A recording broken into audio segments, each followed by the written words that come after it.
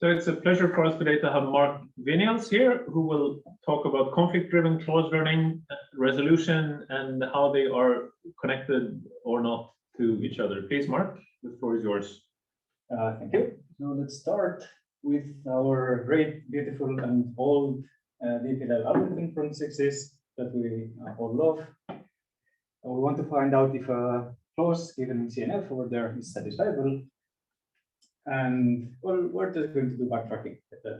We don't really know how to do better, except that when it's obvious what we should do, then we will do the obvious thing instead of just done backtracking. So let me explain that. What we have in our state is a partial assignment. We do the variables, we're just setting them to 0 to 1.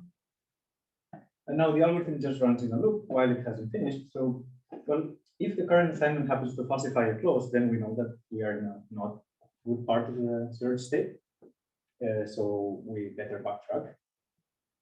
If we happen to find a unit clause, so a clause that has only one assigned literal, then well, no matter what else is going on in the formula, we know that we should set that variable to true, otherwise it's going to be falsified. So we're just going to do that. And that's what I called propagate or unit propagate. And if none of these great things happen, if they're great because they immediately let us know what to do, then we branch. So we pick one of the variables that is not yet assigned. We assign it to, I don't know, say 0. We go down the tree. And if eventually we return back, then we go and explore the other branch of the search tree. And so here's an example of how this would happen. We start by querying X. First of all, there's no conflict because the assignment is empty. There are no unit clauses, nothing going on. So we can branch on X. We go towards 0. And now, if you think what happens in this formula when you set X to 0, then you'll find out that nothing really happens. So we get no unit clause. So we should branch in another variable. And so let's say that we branch on Y. And now this will immediately unit propagate Z to be both 0 and 1. And that can't happen. So we'll get a contradiction, quickly go back to Y. And now since we have explored 0, now we go and explore 1. And again, we'll find that 0 has to be 0 to 1. Go up and then flip the value of X to 1. Keep doing that, this kind of search. And yeah, just to say that since this is a backtracking algorithm, this search tree looks like a tree, as in no segments. And now, the nice thing about DPL is that we can interpret it using the resolution proof system. So resolution, we have two clauses that have literal in common, but with opposite signs. So V and not V over here. We can just resolve these two clauses, obtain this new one. Now, what's the relation between this and DPL? Well, it's just take this picture over here, this graph, flip all the arrows, and here we are. Here's the resolution proof. And of course, before we were querying variables over here, now what we are doing is just adding the result of resolving the two clauses that came from there. And yeah, that's very neat, nothing strange going on. But there is one observation though, that since I said that this graph was a tree, the result of this resolution is a tree. So it's something that we call tree-like resolution. Okay, we'll save this for later and move towards the future. Except that we'll run towards the past. Yes, here's the one way. Right, let's move towards the future and talk about the CDCL algorithm instead, which is a conflict-driven closed learning algorithm based on DPL. But now, when we reach a conflict, instead of just backtracking, we do something else. We learn a clause. And the idea is that by learning a clause, we'll be able to cut parts of the search tree in the future.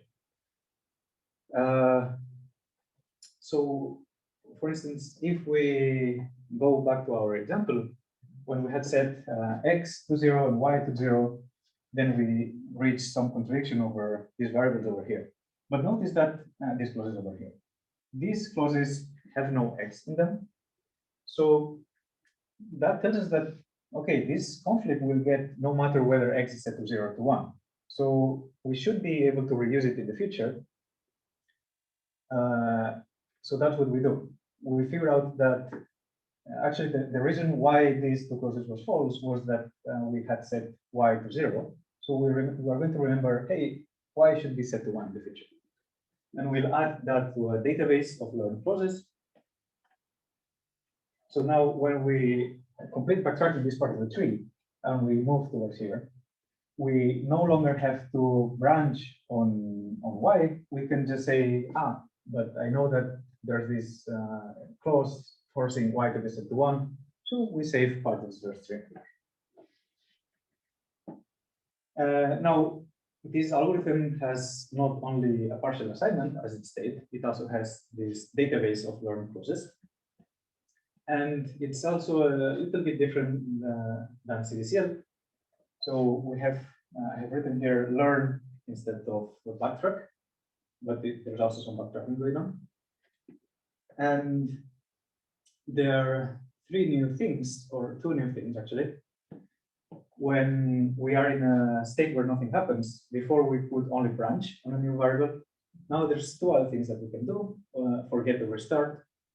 Forget means that, well, we had learned some clauses. We might have decided that we don't like some of them. So we're going to throw them away. Now, if we had infinite memory, that we would never do that, but we don't have infinite memory. And the other thing that we might want to do is to restart the search. So just forget all of the variable values in the partial assignment. This is something that makes absolutely no sense when we're doing DPLL, because that's the whole thing that we have in our state.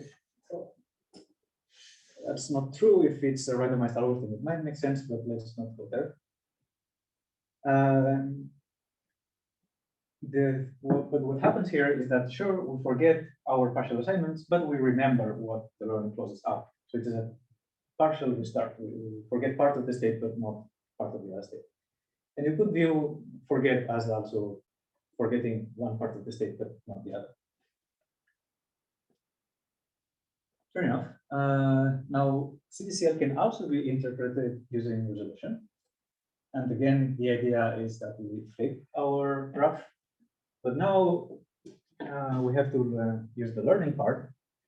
And what happens is simply that, well, here, when we decided that we didn't want to branch in this direction, what we did was to say, but we had learned this clause before.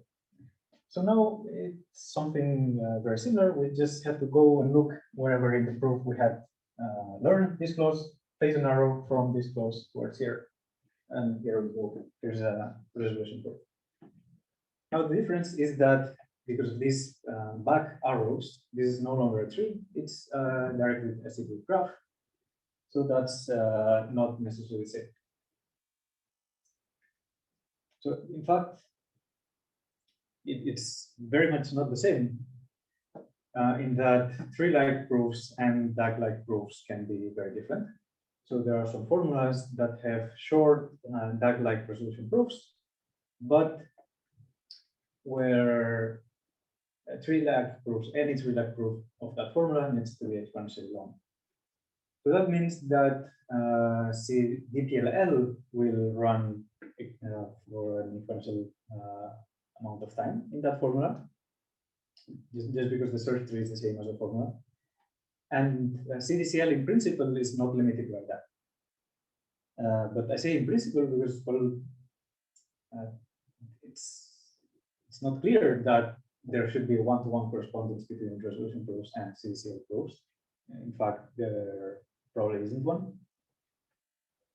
So that's what we would like to understand. We know that DPLL tree-like resolution are just the same thing, exactly the same thing, but we don't know if CDCL is as powerful as general resolution. In other words, can CDCL produce any kind of proof that resolution can do? Or maybe there's something in between that captures it. And of course, this is something that was well researched. So we had some partial results from the early 2000s showing that yes, CDCL is as powerful as general resolution. But usually you need to do some weird assumptions. For instance, say that the CDCL algorithm is not really, as in you might have found the conflict, but you decide to continue doing your search. And then the question was reasonably settled in the late 2000s, where we had results showing that yes, actually there is a fairly natural model of CDCL such that in that model, CDCL is as powerful as general resolution. Let's make this a bit more precise. So what we have are these two theorems. One saying that if we have non-deterministic variable decisions, then CDCL can efficiently find resolution proofs. Now, by efficient, I mean that I give you a proof that has length L, and CDCL is now allowed to run in time L times some polynomial in the say length of the proof, and it will produce, well, maybe not that proof, but the proof of comparable length. Of course, the tricky part is that we need to have non-deterministic variable decisions. So there's some oracle that every time that we are in that algorithm CDCL and we need to branch, CDCL is going to ask the oracle, please give me a variable and its value. The oracle will say, here you are, and CDCL will continue working. So yeah, instead of saying find over here, I would prefer to say something like reproduce resolution proofs, because we are giving the resolution proof as input to CDCL in order for it to find it. So let's say reproduce instead. Anyway, yeah, and we'll see why this is important in a moment. Now, if we have random variable decisions, then we also have a similar result, saying that in that case, CDCL can efficiently find bounded width resolution proofs. And now I'm happy with saying find here. It's really finding them. We don't need to give the proof to the algorithm in advance. And by bounded width, I mean that we have a proof where all clauses that appear in the proof have width at most k. So let's now think of k as a constant. Now, what this tells us is that CDCL will be able to, if such a proof exists, so clauses of width bounded by k, then CDCL will be able to find them in time n to the k plus something, so k plus 3, k plus 4. In any case, it's a polynomial in the length of the proof. And yeah,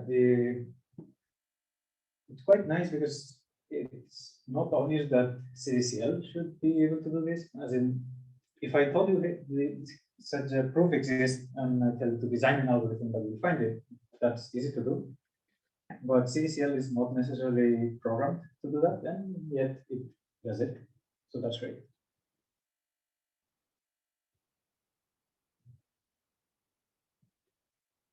Okay. So now it's time to do something that we should never do in the introductory section of the talk, and prove theorems. But hopefully it will be in high enough level that we won't get lost. I just want to give a highlight of how do we prove this result, saying that if we have a resolution proof, then we can simulate it in CDCL. So let's think what would be the most reasonable thing to do. Let's say that we have a resolution proof. It's just a collection of clauses, C1 up to Ct. And what we would like to do is have the solver learn all of these clauses. So for every clause, we take clause number 33, say that we have learned clauses from 1 up to 32, and now try to get this new clause in memory, in the memory of the solver.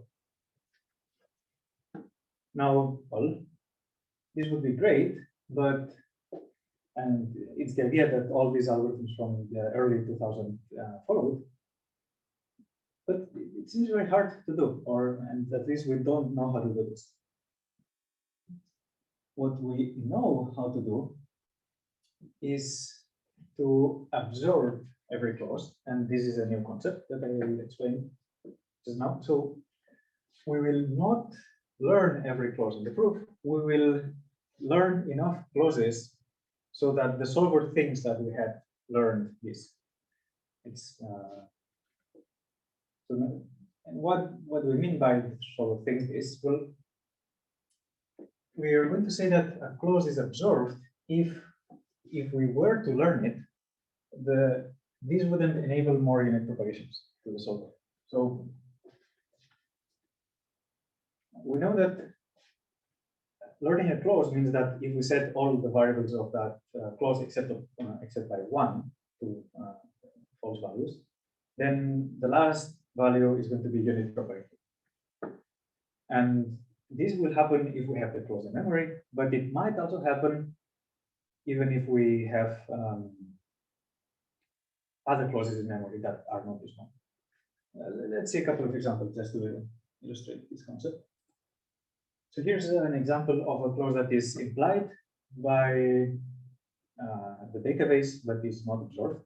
So we only have these two clauses in the database, x or y or z, and x or y or not z. Now you can see that x or y is implied by these two clauses simply because if we resolve them, then that's what we are going to get.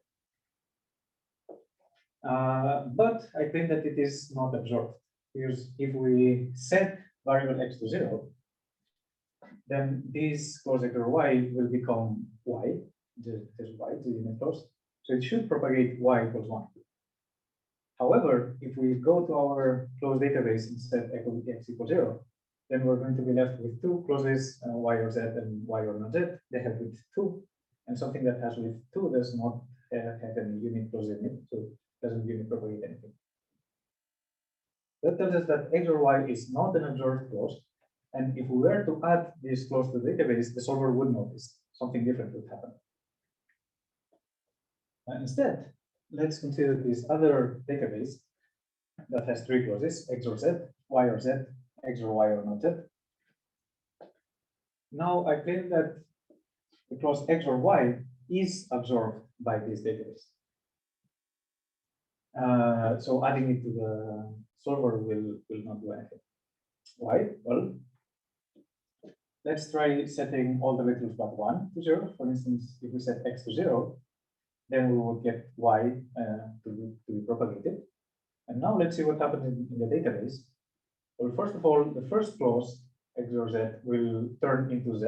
So that will propagate z to 1. And now what happens?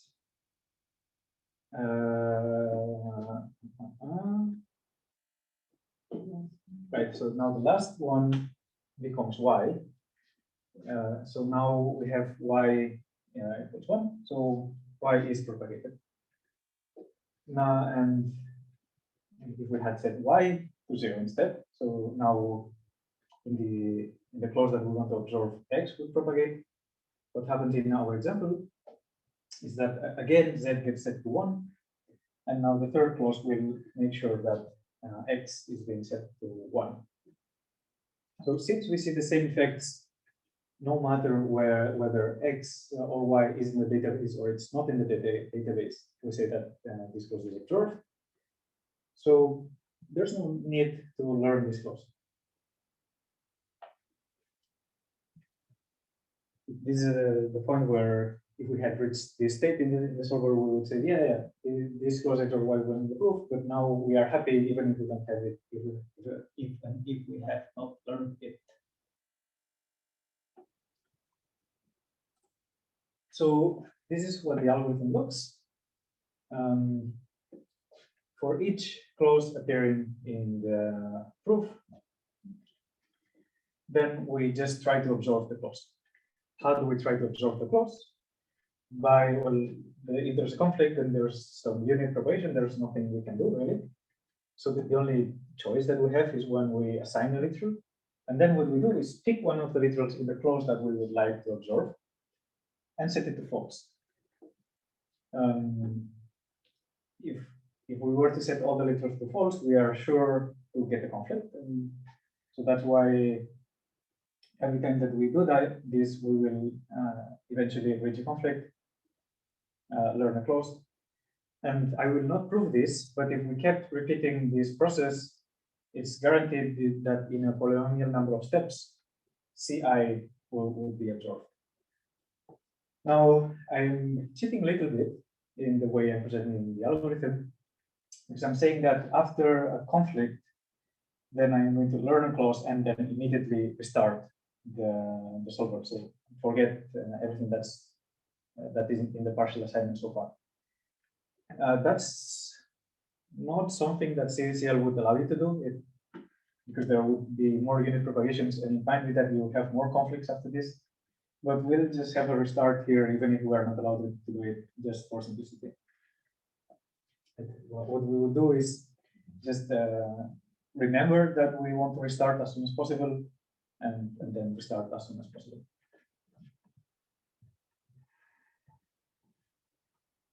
Now, I want to discuss some assumptions that we needed to make on the CDCL algorithm to make this simulation run. So what did we do? First, we had optimal variable choices. So here, when we are deciding which literal we should branch on and which value should we set it to, here we're using this oracle that says, there's this clause, you're picking it from somewhere. That's the proof. So that's one assumption that we're making. We're also assuming that clauses are not thrown away. Because if you look at the algorithm, there's no place where we say forget, so we are not forgetting anything. We're also assuming that we restart frequently. So here I'm saying that we're restarting after every conflict. It's not exactly this, but let's imagine that this is what's happening.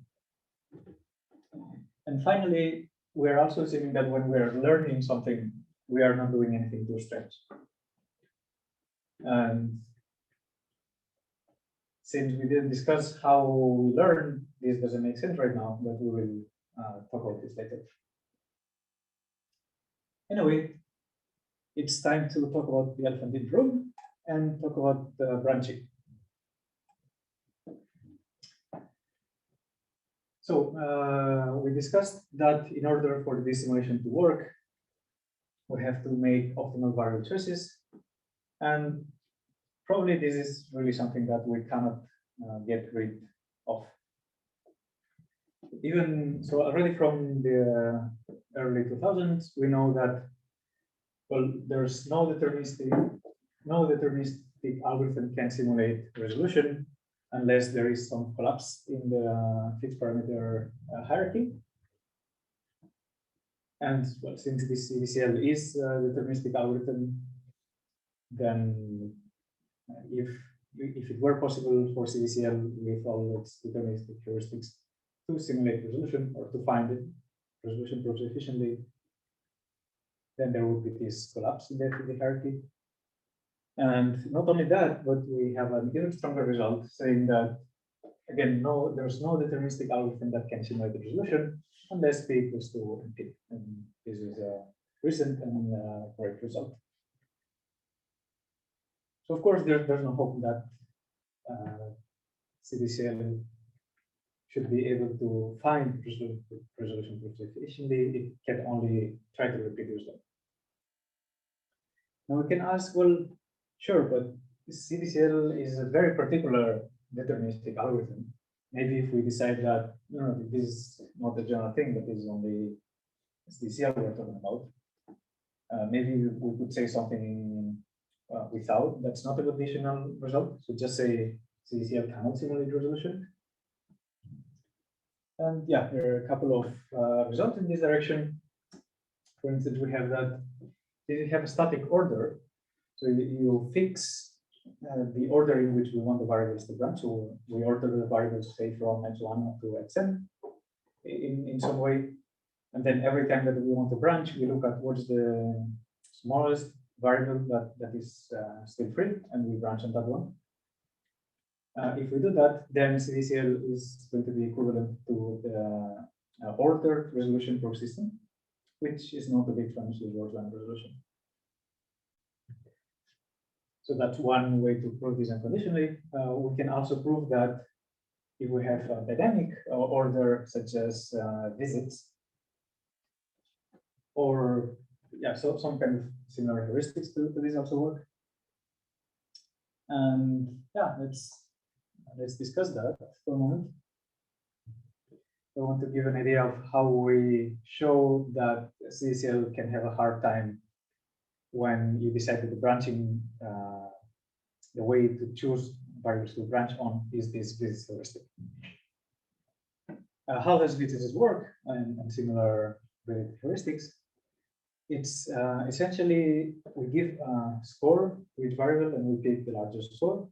And the score is an exponentially weighted average of the number of times that the variable has been involved in a conflict. To compute it, what we do is every time that there's a conflict, if a variable is involved in that conflict, then we increase its score by one, say, and we also multiply the scores of all the variables by some number less than one. So that's the exponentially weighted average part. And then whenever we have to branch, pick the variable with the largest score. And now we can manage to trick CDCL by building a formula that has an easy part and a hard part. But where if the solver starts talking about variables on the easy part, then by the way the formula is designed, we make the solver start paying attention to the formulas in the variables in the hard part. And as soon as that happens, we make sure that there will be a conflict. And now suddenly all the variables in the hard part have score 1, variables in the easy part have score 0. And now the next conflict is going to also be with variables in the hard part. And so will the next, and so will the next, and so on. Just because these variables have positive score while the others have 0 score. And if we pick the hard part to be some formula that is hard for resolution, and we know that the solver is stuck over there, then we know that the solver can never get out of this. Yeah, there are some things that would be nice to fix. So, for instance, one way that you could solve this problem is by saying, well, if my score is small enough, then I'm just going to say 0. So there's no way, then you will not be able to catch me. So can we say anything in that case? Is CDCL is still weaker? And something else that we could do is to say, well, every time that I restart, I'm just going to zero out all of my scores and start again. And so what happens in that case? So yeah, these are, even if we know what happens with this model of visits, there's different models that we are reasonable, but for which we don't know what would happen.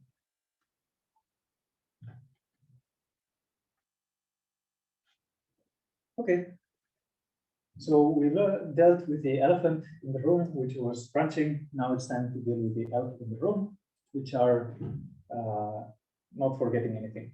Just to be clear, Mark, so you're saying that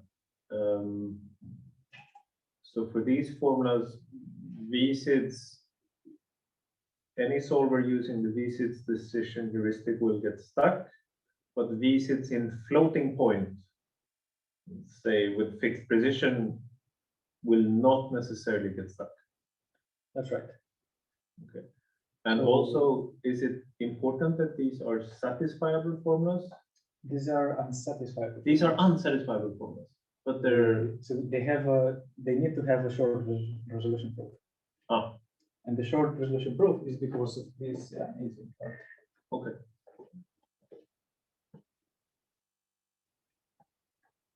So they have a short proof, but V6 is extremely unlikely to.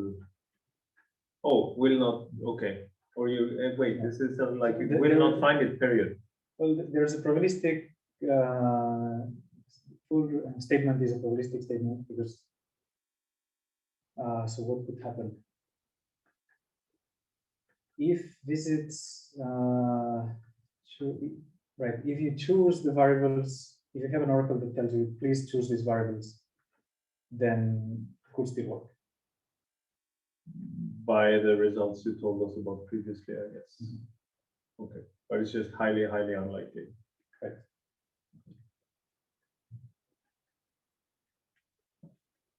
A question. So there are two things you have to decide on: what variable to branch on and what value to branch on. Can you study these things independently? Like, suppose you have to guess, like, you have some way of choosing the variable, but you have an oracle that tells you what direction to go, or the other way around. Like, the oracle tells you the variable, but doesn't say which direction. Are there any results? Like, there are results. For instance, you have this myopic and drunk models. I think that one of them is you choose the variable at random, and the other one is you choose the value at random. And there are results in these models. I don't remember what they are. Like hardness results or simulation results? The hardness results. Hardness results. I think that the drunken one might be where you choose the variable very intelligently, but then you just get to flip the sign. You decide on this how to assign it randomly, and then it's not so hard to prove that this will be terrible. Okay. I think. Okay. Okay, so let's move towards clauses not being thrown away. And yeah, as I mentioned, normal solver will usually look at the clauses that it has learned, throw them away, both because memory is not infinite and because if you have too many clauses, then your data structures become slower. So you don't want to have too many clauses in memory. But this is not happens in this algorithm. In this algorithm, we need to remember everything. And again, we have a non-deterministic kind of statement that says, well, in resolution at least, not clear in CDCL, it's enough if you were to only keep n clauses in memory. So n is the number of variables or the size of the formula. Let's say it's the size of the formula. But again, we would need some way to tell us these are the clauses that we need to keep. The other ones, we don't need them. And yeah, so what could we say there? The problem is that n is a very small number. And if we are running this simulation, we are most likely going to keep I don't know, some polynomial number of clauses, maybe n squared and cubed. So what can we say in that case? What we do know is that if you were to keep, there exist formulas where if you keep much less than n many clauses, then you can still prove them, but the runtime will blow up exponentially. Could we say anything more related to what happened in practice? Well, maybe. We know, for instance, that if you were to tell your solver to only remember narrow clauses, it's a very good idea to remember unit clauses because they immediately give you unit preparations. And it's also a good idea to give to remember clauses of width 2, because they will also they are implications, they will propagate very quickly, and so on. So an idea that we could have is let me only remember clauses that are narrow enough. That's not great. because there are some formulas where you would be able to prove your formula by doing this kind of thing, but at the cost of an exponentially long runtime. So if you learn all kinds of clauses, long clauses, short clauses, then there's a short proof. If you insist on only remembering narrow clauses, then that's not true anymore.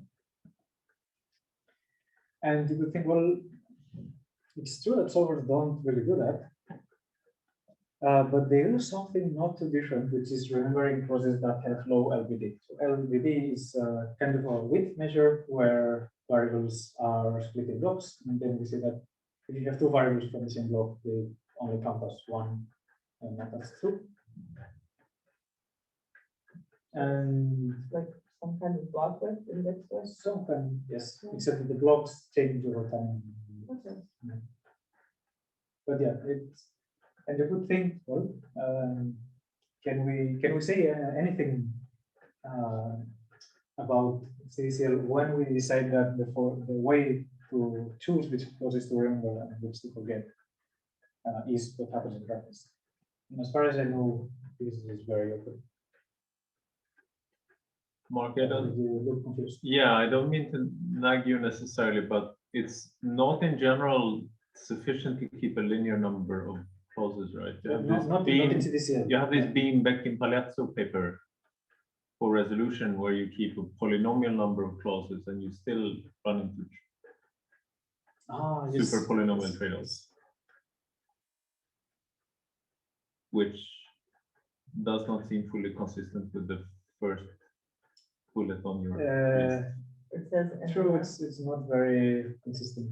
Is it enough in the sense of that you can still prove, or what is enough? Yeah, you can still prove it, but it's true that There might be a your- blow up in time. there might be a time blow up. Yes. Yeah, you never need more than a linear number of clauses in the number of variables.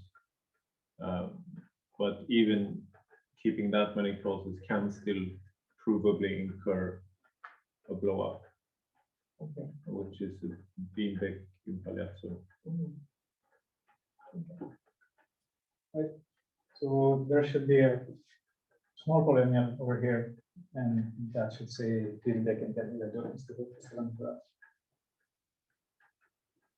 Wait, you mean that if you can keep, there is such a polynomial that if you can keep a certain polynomial number of clauses in memory, then you won't blow up time? No, this is not known, This is not known. Okay, but it's known for a sufficiently small polynomial that you get a very, very weak.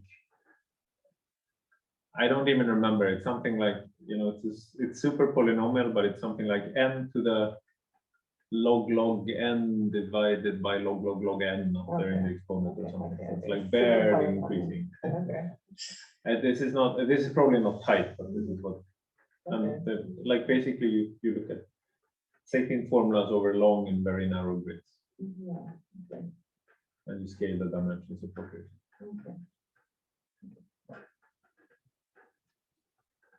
Anyway, so that's what we know about memory, which is not much. At least for CDCL, we learn more things about resolution. What do we know about restarts? That was a capybara, by the way. So we are assuming that we restart very frequently. Is that a reasonable assumption to make? Yes, it is. Solvers restart very often.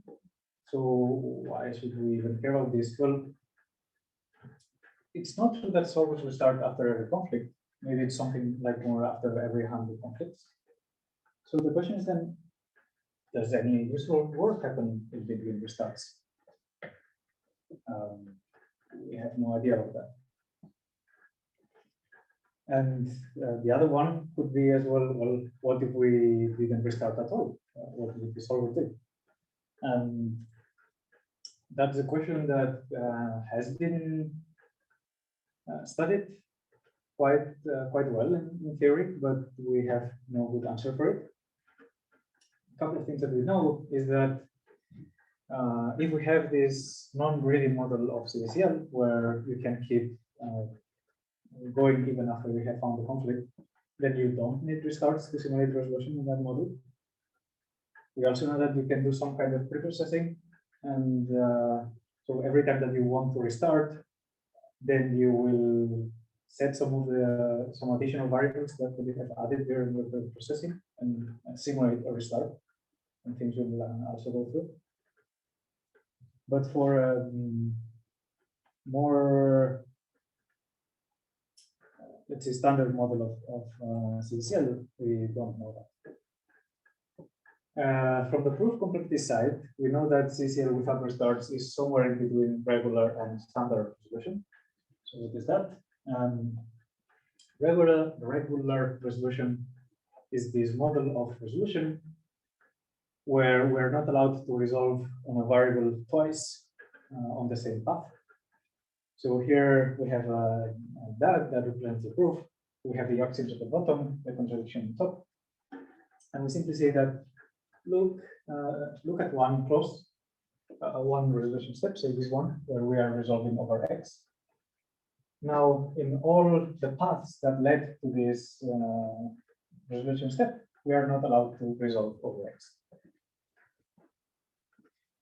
And so proofs that have this shape are called regular resolution.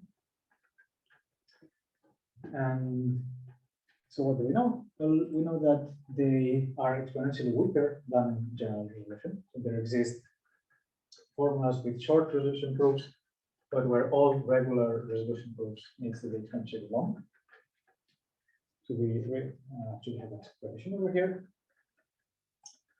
And we know there's actually not only one, but a few proof systems. One of them is full resolution that are roughly equivalent to CDCL without restarts. Let's say they capture it. And we know that they sit in between regular resolution and resolution. So that gives us some hope because we have a lot of examples here saying that these are different. So let's try to prove lower bounds for them in full resolution and separate CDCL without restarts from normal CDCL. I have bad news because, or good news, depends on your view on life. These formulas happen to be easy for full resolution. So all of the examples that we have that separate regular resolution and resolution are easy for full resolution. We don't know how to separate CDCL without restarts and with restarts. Well, are they also easy for non-restarts?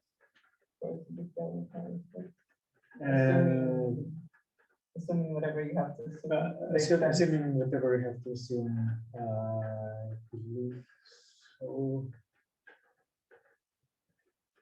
So that I don't know if I think it's more proven. Yeah, as far as I know, it's very plausible that it's true, but I wouldn't say that it's true.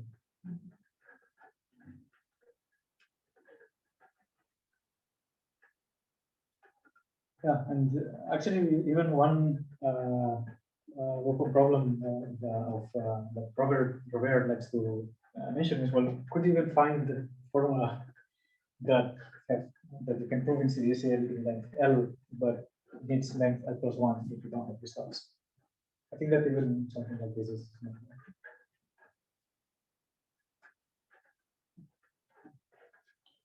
I think the problem is that restarts are, yeah, I don't know if anything like would be known for CDCL without restarts with like realistic models. The problem is somehow that even just to simulate a single resolution step, it's like you need a number of restarts that is, I guess, like, what is it, quadratic even, or at least linear or quadratic in the number of, in the size of the clause you're trying to learn. Somehow that proof doesn't care at all whether the overall proof is regular or whatever it is. It's like it's somehow very deep down in the simulation of resolution by CDCL. You're using restarts all over the place. So I mean, what you could do is, I guess, you could actually look at what the proof looks like and then see if conflict-driven closed learning with standard so-called first UIP closed learning, which I guess we will get to what it does. But I don't know if anyone has had the energy to do that. This quite quickly becomes a bit painful. Yeah. So I think that it's time to look at small things like the Gerbil and look at what happens when we do learning. So I said that if we do somewhat standard learning, then everything goes through. Maybe we should say this a bit more precisely. We know that any way of learning clauses that is asserting works. And by asserting, I mean that the clause that you learn happens to be unit after doing the backtracking. We won't really use that. And really the most common way of learning clauses is doing first UIP, which is some asserting learning scheme. We don't need to know what it is. But we also know that if we were to run this simulation not with first UIP but with some other learning scheme called decision, then the overhead in the simulation would be smaller. So if we have if we're allowed to use any assorting scheme, then the simulation will have an overhead about n cube and fourth, in the sense that you have a proof of length L, and I'm going to build a proof of length L times n cube. Now, if you have a decision, now we can do n squared, so that's better. Now you could start thinking, well, why is this? Is perhaps this decision faster than UIP? But we know that shouldn't be the case because first UIP is the one that we're using in practice. And actually, what overhead is needed in that simulation of CDCL by resolution by CDCL? And do we really need this n cube? Could we do less? Is an overhead needed at all? Maybe we can go from L to L. And to answer this, we're going to do something quite surprising and go back to the 60s and talk about a proof system called merge resolution. We say that resolution step is a merge if the two clauses that are the predecessors share a literal. We know that they must share a variable, z, with positive and negative signs here. But in this case, they share both x and y. So we say that this kind of resolution step is a merge.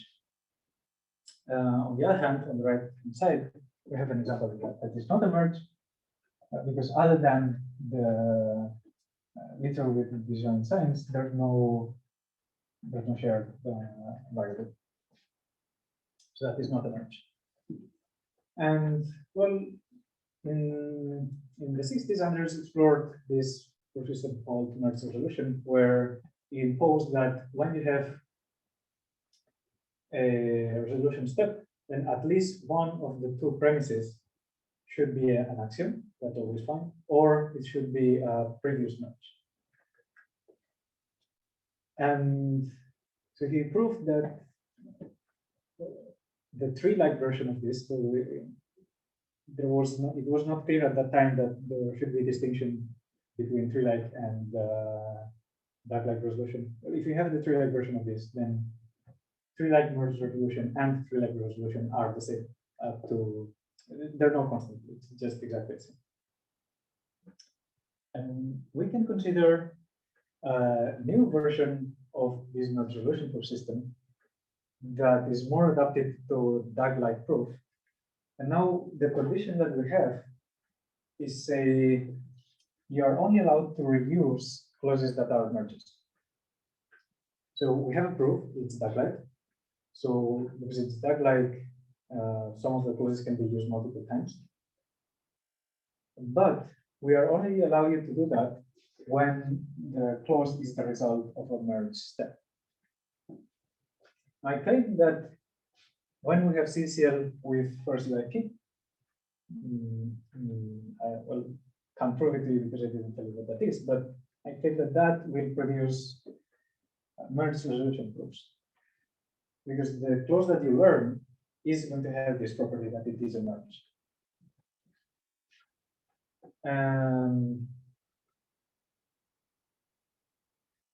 Now, since this is a restriction on resolution, then it could be less powerful than resolution.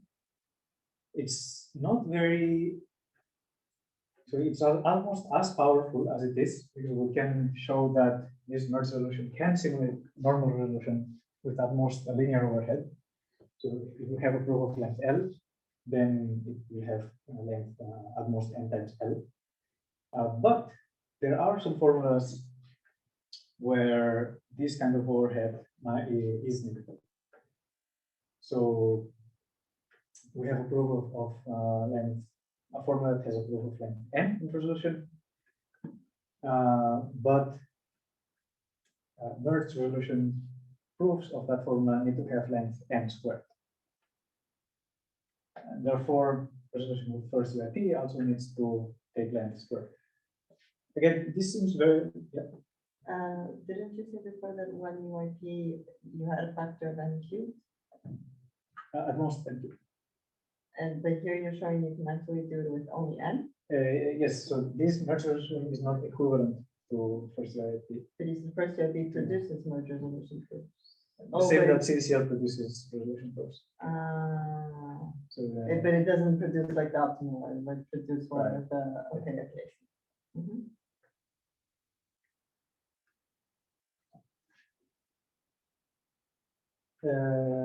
Right. So it's a small difference, but well, we didn't really know anything about any overhead being needed before, and now it seems that we do, at least if we insist on using reasonable learning scheme, like the ones that we would be using in practice. And, So wait, just to understand the technical condition, a clause that is used more than once should have been derived by just the final step that gets that clause is a merge. yes. And the reason that is true, because that was just the point where it turned into a UIP clause. So if I think about it, I would figure it out. Yeah. Okay. I see. Yeah, and I think that we're getting close to the end of time, so I'll just move to the conclusions and say that, well, yeah, we saw that CDCL is roughly equivalent to resolution, only under some assumptions. So some of them are reasonable, some of them are not. And it's interesting to study what happens when we play with these assumptions. And yeah, there's few open problems. And what's the best way to model space so that it corresponds more closely to what the solver is doing? Are restarts important or not? As in, is really exponential separation between restarts and no restarts? And what about the overhead? How much overhead do we need to simulate resolution with CDCL? And so that's all for the first part. What we'll do in the second part is to look at this overhead question and to discuss this merge resolution simulates normal resolution and this separation.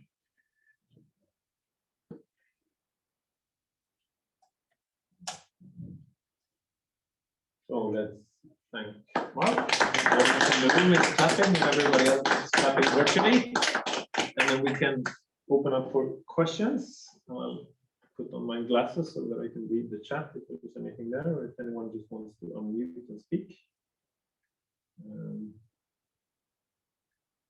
So one possible question is to go in the other direction and say under which, can you sort of define a subclass of formulas for which actually CDCL is equivalent to resolution in a reasonable sense? I guess one way of interpreting the Atzerias-Fichte-Thurley result is to say, well, if I consider only the class of CNF formulas which have resolution proofs in bounded width for some constant, then resolution with a conflict-driven clause running with a random heuristic will actually run in polynomial time. And I don't know if it would even be meaningful or make sense to try to, could one imagine like expanding the class of formulas under which the simulation of resolution is somehow reasonable? Right, and perhaps you could have a proof system that's, let's say, weaker than resolution, maybe stronger than CDCL.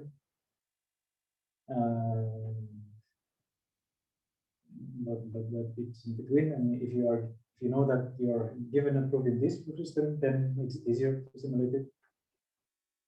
But, maybe 0%.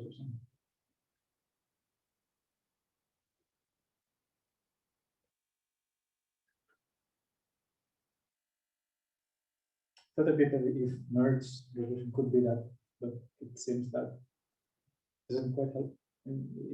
Things look very similar, but when we try, at least when I try to do an upper bound, it will work.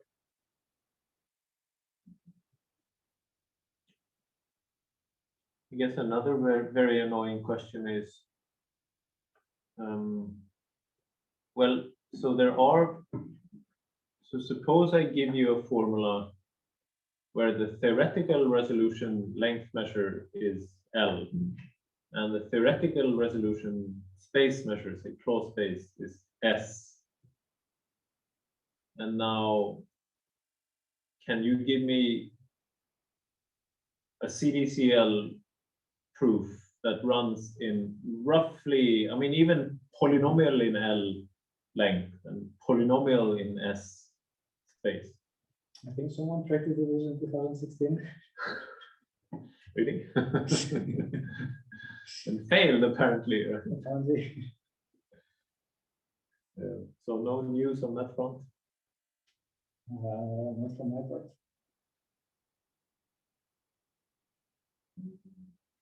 Can you go back to the previous slide you showed before this one?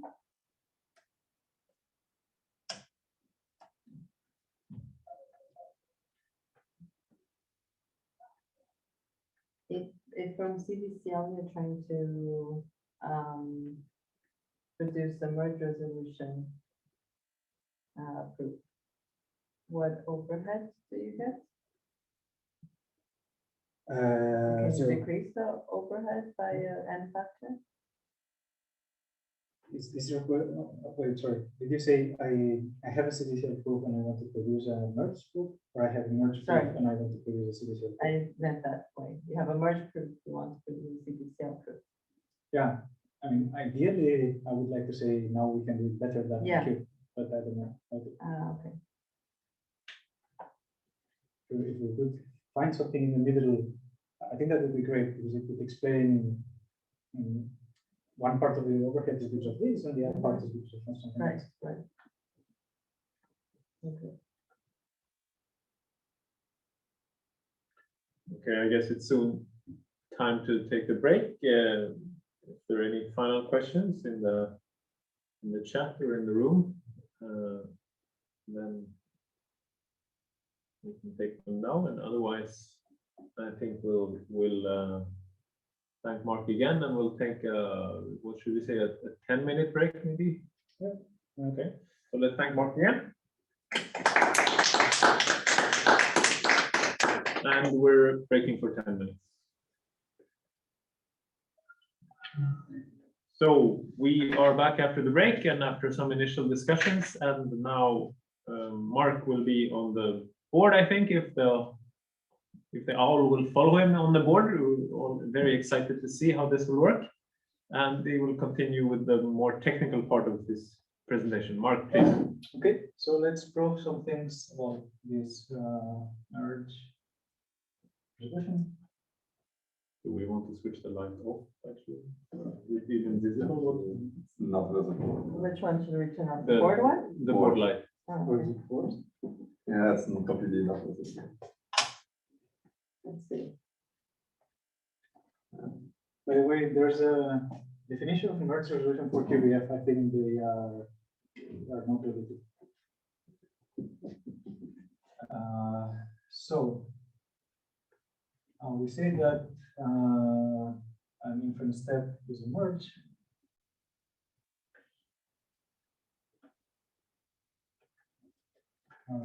Is a merge if there exists a literal in C intersection D. It's literal. And now we can define this persistent that is resolution, but every close of out degree greater than 1 is merge. Greater equal to 2 makes this nicer.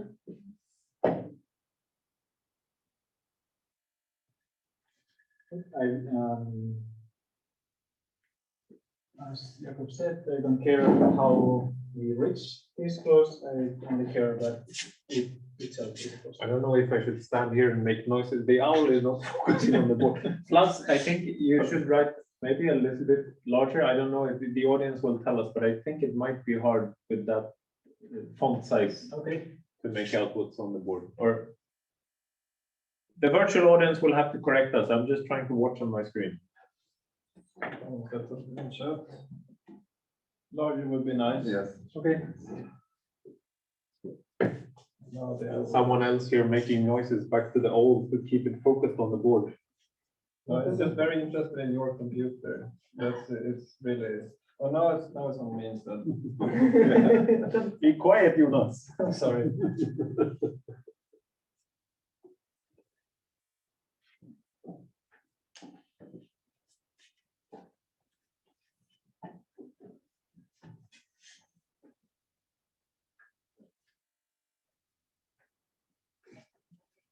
And I'll sit over here and make noises whenever the owl doesn't focus.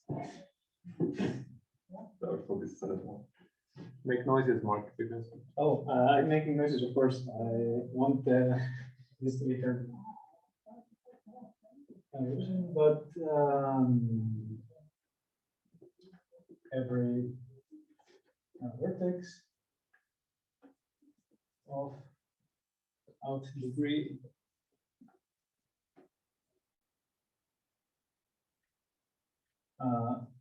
this 2 is merge. Now I don't really care how we got there. So this is the only condition that we impose on the page. And the equivalent is saying that you can only remember processes that are mergers.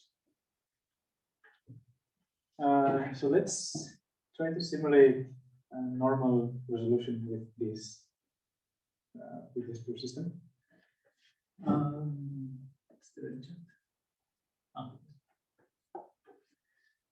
I will need a result by Andrews.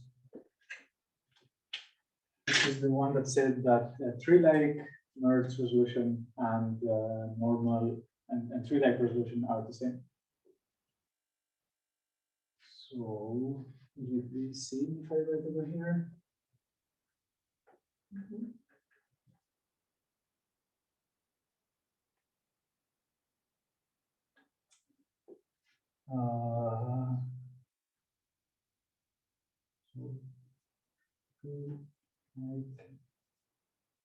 Resolution is exactly the same as But this was another definition of merge.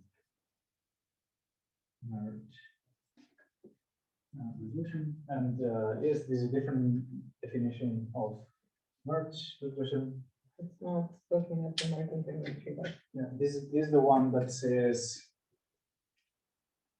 if you, so for every step, at least one premise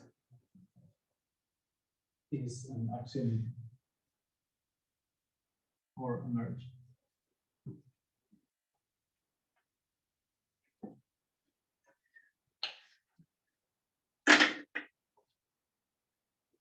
Okay. So now we can prove this. The idea is,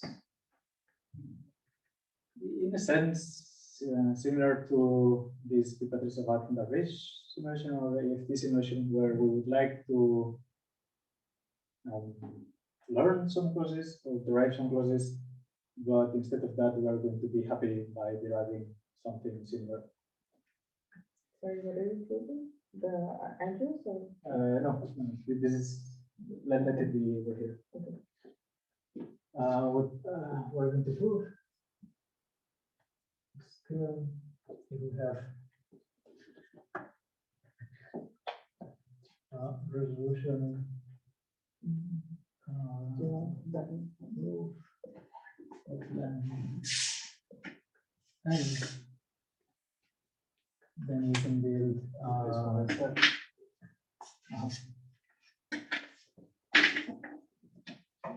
then we can build merge resolution proof of length O of L times n, where n is the number of variables in the formula. And for that, we will define the input resolution closure of a set of clauses.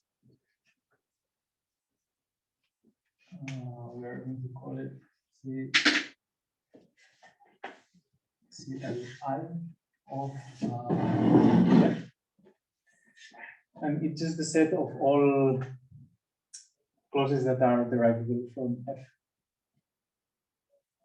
by using input resolution. From F using input resolution, we can derive C.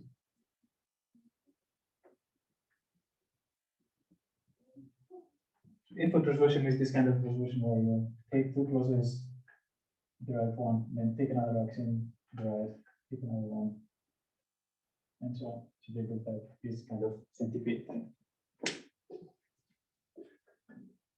And now what we want to do here in this simulation is we want all the clauses in our proof to belong to the closure of something. So before we had that, we wanted every clause in the proof to be observed. Now we want every clause in the proof to be in this closure. So the proof will increase from C1 up to CL, or the original proof. We'll build D1 up to DL. These are sets, such that CI belongs in the input closure of DI. And we also want to say that we can obtain each DI without making too much work. CIs are the clauses in the proof you're trying to simulate. DIs are sets of clauses. And another way for applied people to think about the closure, I guess, am I correct that something is in the closure of F if and only if it is a reverse unit propagation clause with respect to F? Maybe. Because if you have an input resolution and I'm falsifying the final conclusion, then I'll just unit propagate until I falsify some axiom. the first one, and similarly, any rough clause definitely has an input resolution reputation derivation. Okay. I think the closure is like the sets of clauses that are like visible, sort of that they're implied by F, but in a very concrete way, namely by reverse unit propagation. Okay. So this is what we want to do. Now, let's say, well, axioms are always fine. The interesting case is when we have a transition step. So we'll have something that looks like here's Ci and here's Cj. Where we can see K. Now, everything that we know is that Ci and Cj are maybe they might be in previous BJs, they might not.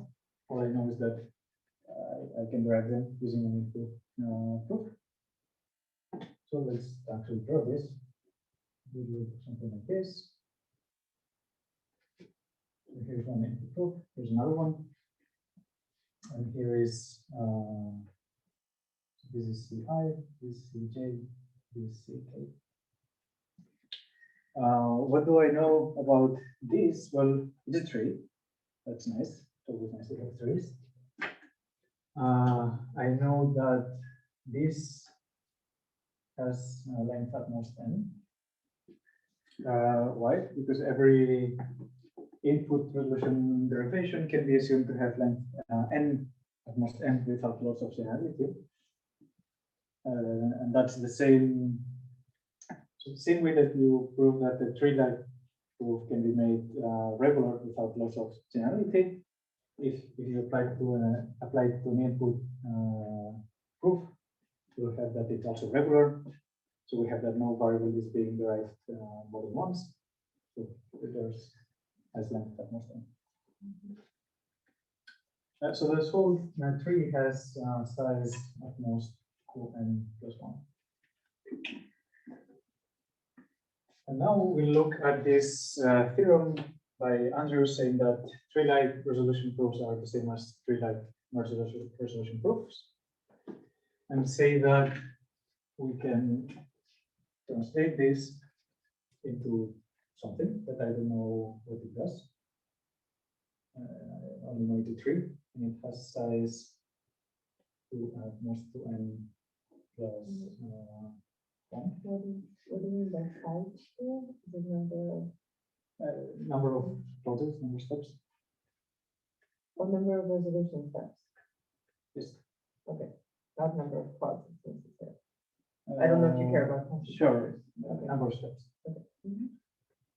And now this is a merge resolution. Tree-like.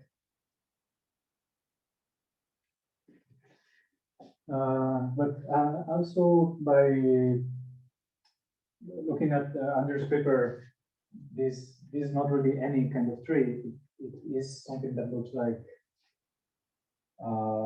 here's, so I have some I have an input resolution. Here's a merge. Now I have another input resolution. Here's a merge. And here's another one. And all of the input clauses here, these are either axioms or previous merge.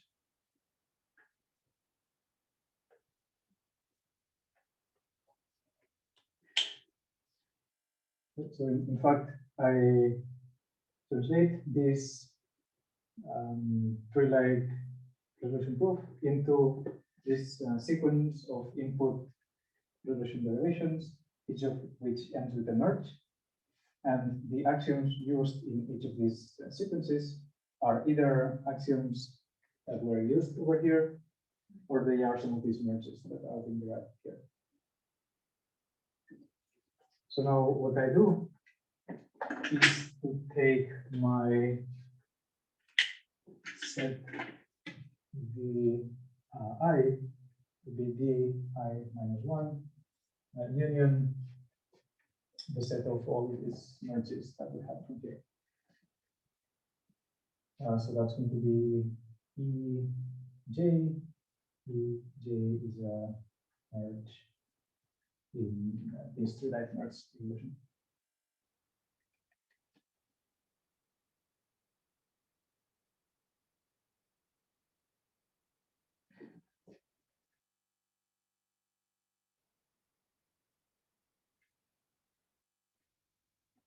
Derivation of C. Okay. And now, okay, so what might happen is that the very last step needs not be a merge. So here's where we have C K. So this last step might or might not be a merge. So if it were a merge, then I would just learn CK. I wouldn't need all these unit derivation things.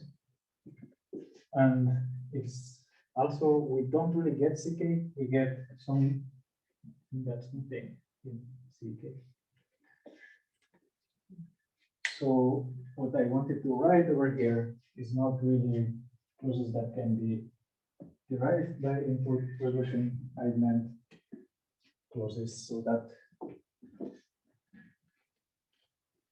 I can derive something at least as strong as by input resolution.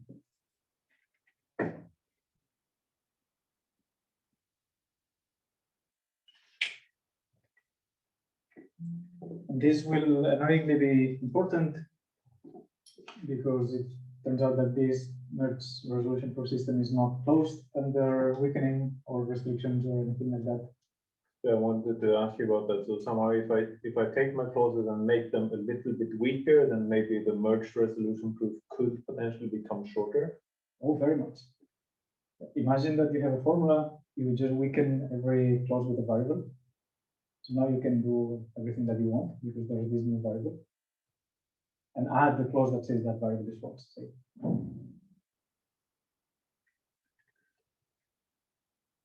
So at the end, whenever you've done everything that you wanted to do, you just remove it. Would that final? Wait, so what happened? Is the final step a merge step when you only have like unit clauses? No. How can you actually end the merge reputation? Oh, the last step doesn't have to be merged. The last step, for the obvious reasons, that somehow it's a bit tough to. We're not asking you to remember it, just asking you to do it. Wait, so in merge resolution, are you allowed to, if you have a unit clause X, can you resolve this with a clause that contains C or not X? Sure, it won't be a merge, but we can do it. But it won't be considered a merge, so you can't use it more than once. Okay. And the other question is, okay, here you were saying that from C1 to CL, you want to build a D1 to DL such that CI is in this closure.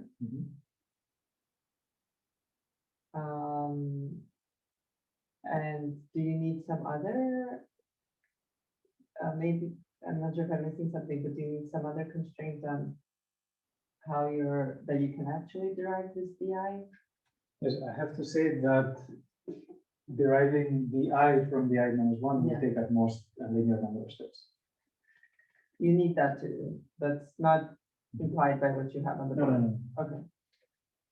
And the reason why we can do this is because so that's why we argued here that these three head size are most 1 plus 1. So this head size are most 1 plus 1. So all of these the size of most one plus one. Okay.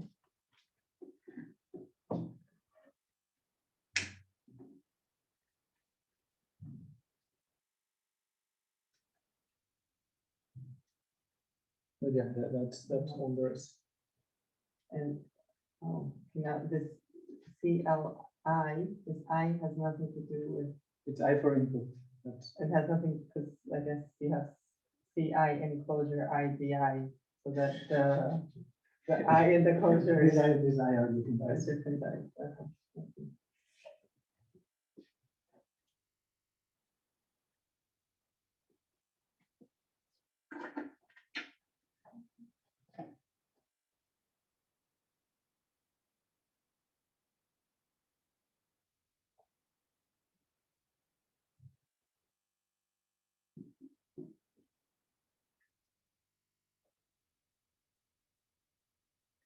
Okay, how happy are we with the upper bound?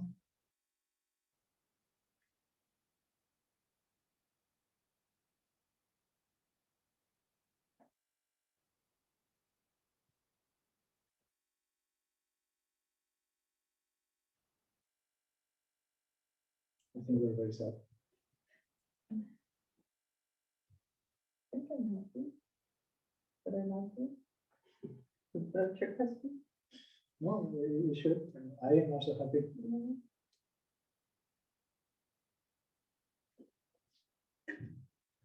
So I will start erasing things.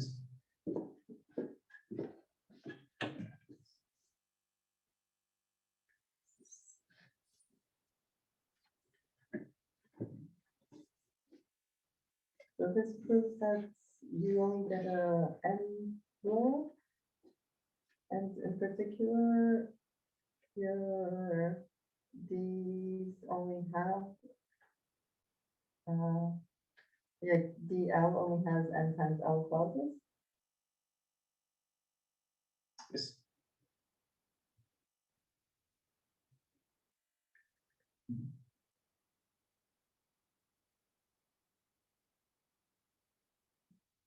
Yeah, it took at most n times L steps to derive it, in particular with the size of most n times L.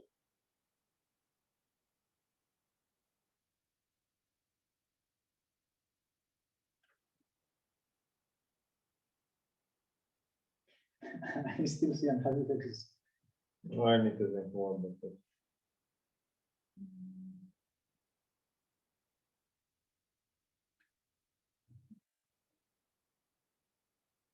I guess what I'm just thinking about the space. I'm thinking about the space complexity of this, and it seems to me that you're building a very space efficient proof, but maybe you aren't.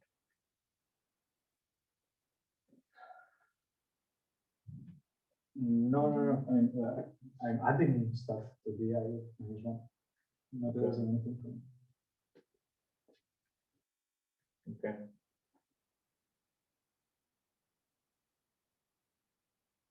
Okay.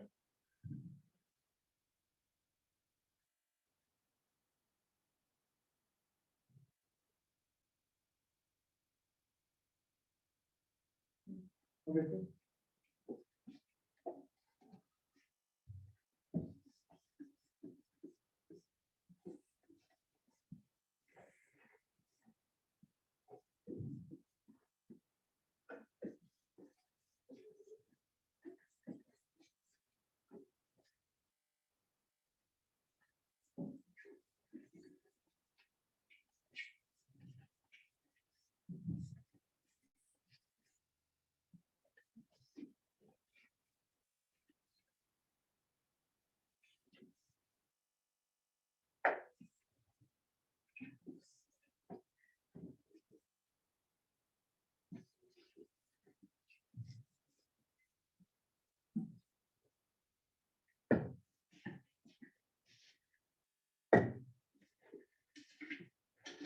So the next thing we're going to do is lower bound. So we show that we have a formula f that has a resolution 2 of length of n, and there's some awakens here, but merge resolution proofs need to be at least n squared.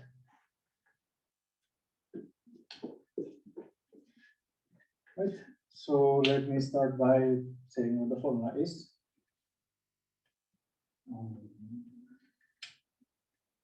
Hopefully we know what things.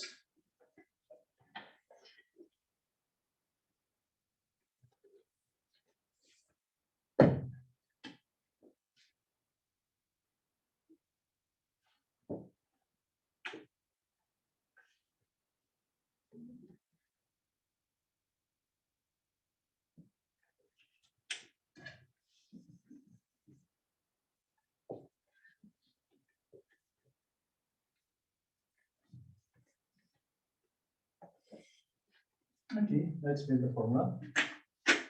So the overall structure will be just line.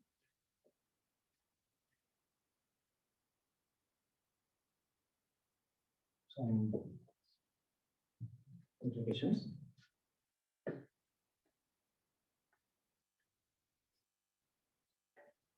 To change our implications, we start by saying this variable is true. And here we say, well, here x1 is true and x2 is also true. x2 is true and then x3 is also true. And if xm minus 1 is true, then xm is also true. Except that I want to have that here. And now I will say that xm is false. That, of course, is too easy. So now we're going to make life a bit harder.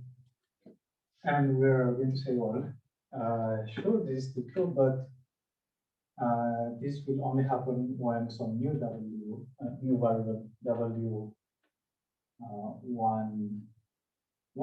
is equal to w1n. So when w11 is equal to w1n, then x1 will be true. And when w21 equals w2n, then x1 is equal to x2. And in general, when wi1 is equal to win, then xi minus 1 will imply xi. Now, how will I know that variables w11 will be equal to w1n? Because I will add clauses saying that w1 is equal to w12 and w12 is equal to w13 and so on, and not w1n minus 1 is equal to w1n. So you could think as this of this as we are adding some cycle here.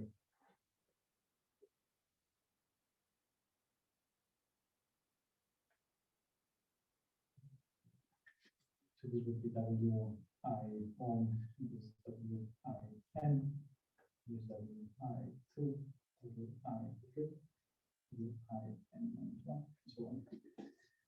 We're saying all these variables in the cycle, they are equal. But of course, I'm only telling you that pairs are equal. And if these two variables are equal, then this implication that we had over here is true. So now what? Wait, I went too fast. Now this would still be hard for resolution. So it's not hard to prove non-squared lower bound for at least 3, like probably for normal resolution. But what we're going to do is to make some of these cycles be over the same variables.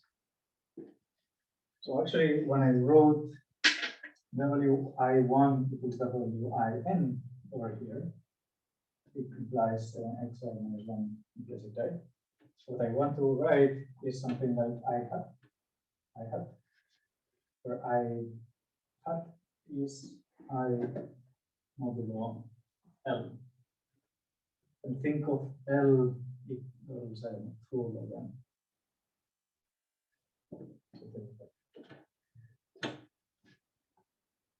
So what happens is that for the first L steps, everything is normal. Then I'll reach variable xl plus 1. And now I'll have the same kind of constraint, but now it will involve W1 again, so the first cycle. And then the next step will involve the second cycle, and then third cycle, and we will keep repeating that. Let's pause and see if the description of the formula makes sense.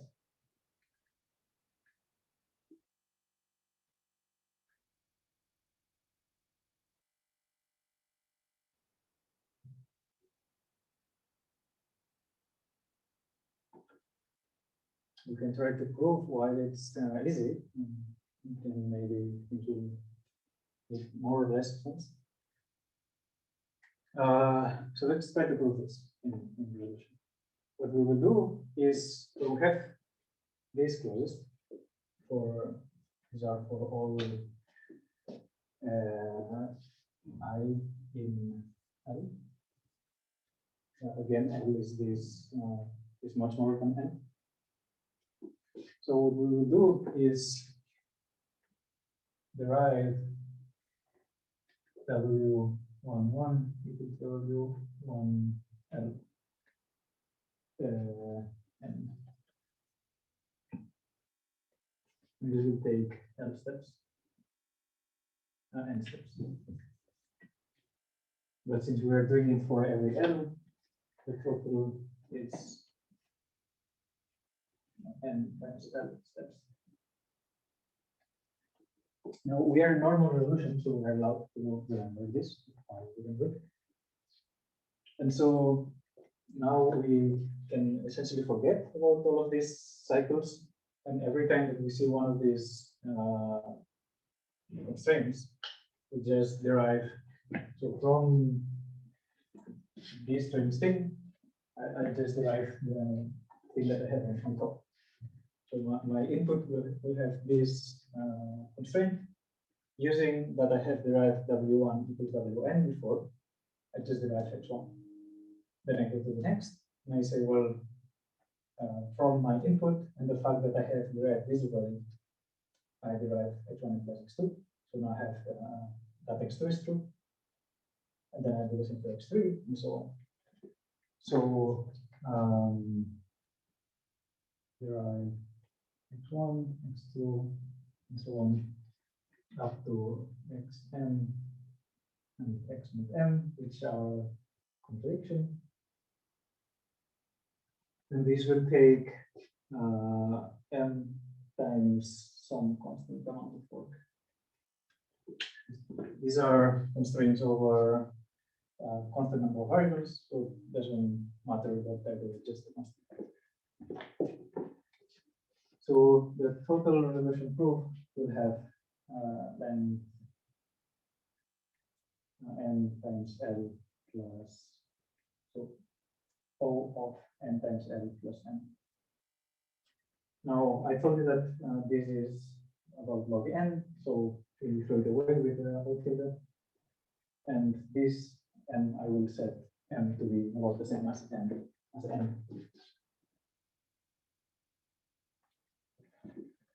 So this will last with the n. So this is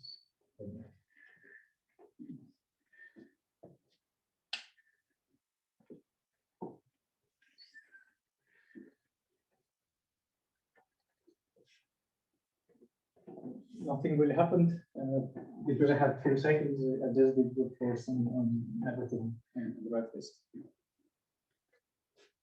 And now you say, well, why can't I do this in resolution? Well, what happens when we try to derive this equality?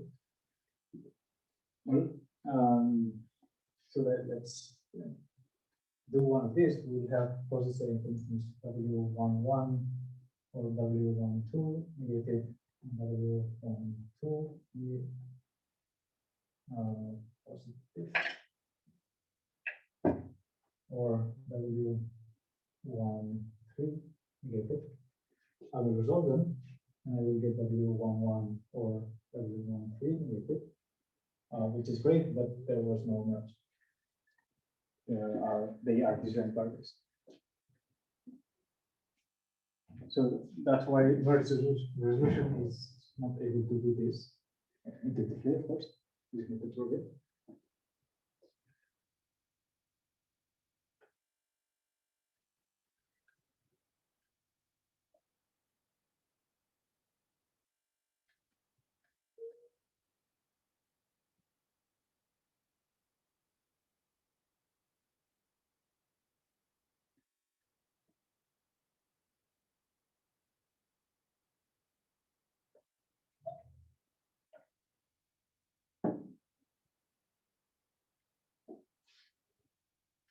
It's might be worth exploring what other things we could try to do in merge resolution.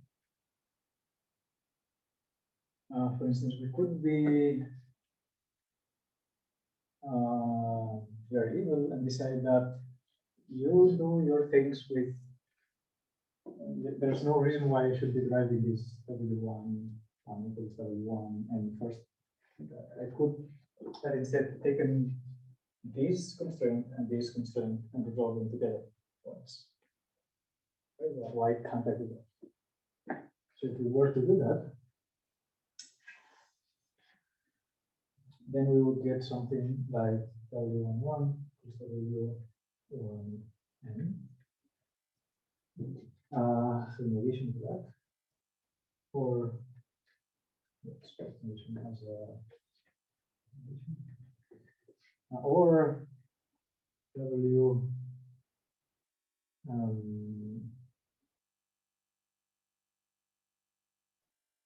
1 is different from W 2n for x2. That's what we get when we resolve this constraint and this constraint. And we could keep doing that. And at some point we would reach that or of many things. So that would be for j, W1 j is equal from W.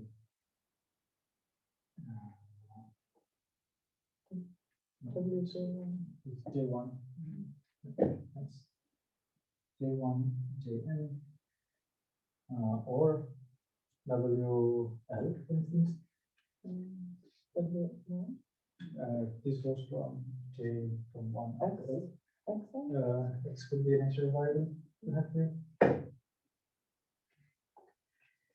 And now, once we derive this, then the next step that we do, so when we derive or x equals 1, now because we're doing everything modulo n, L, then we have already seen W11, W1n, so there will be merges here. But that turns, hey, great, we can do things, it's not what we did before, but we could do things with merges.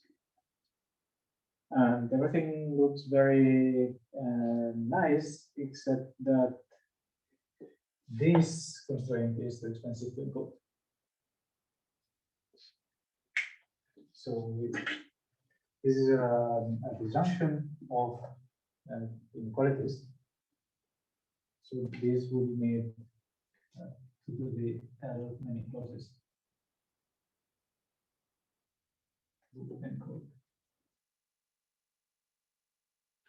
And we have set L to be 2 log n, so that this is more than n squared. So that's why L is set to n.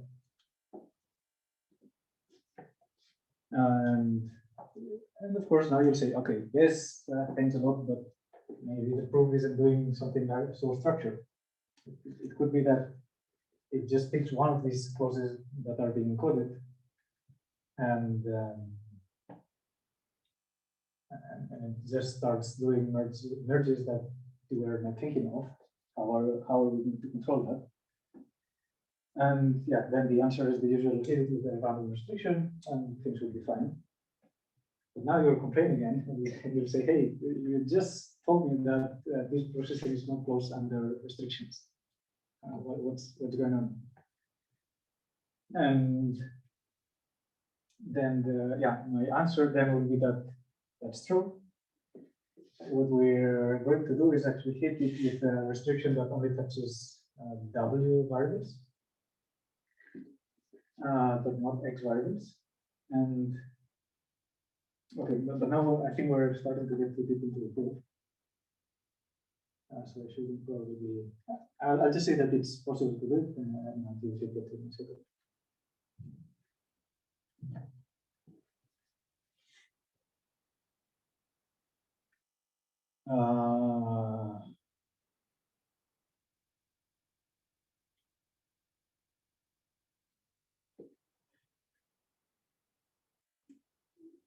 Yeah, should we do that?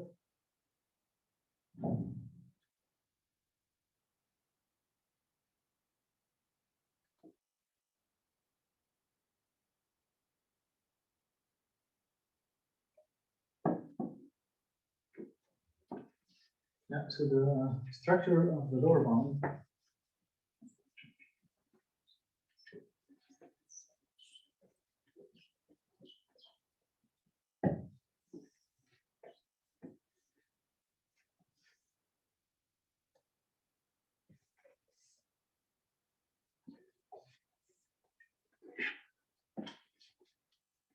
works like this. We'll start with assuming there's a proof, and the length is at most less than n squared, otherwise we're done. Now we're going to hit it with a random restriction.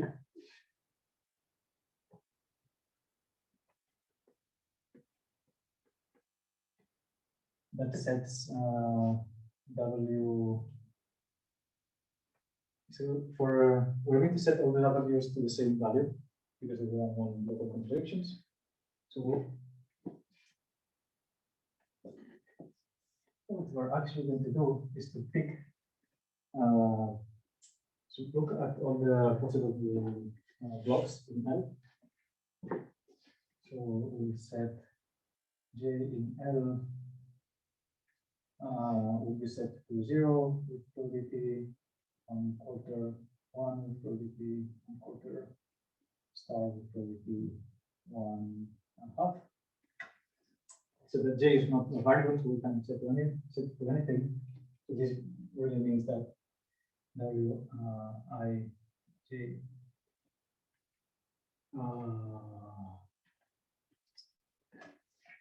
that's not a J, this is an I. I mean that Wij is going to be set to 0 with probability 1/4 all J, and same with 1 and stuff. So we will just look at these strings. Some of them we fix all the variables to 1, some of them we fix all the variables to 0, the other ones we unset. Now, the result of this is that any clause that has too many W variables has no dead. So we get proof of small W. Rather, what I should say is variables from W variables from many different blocks.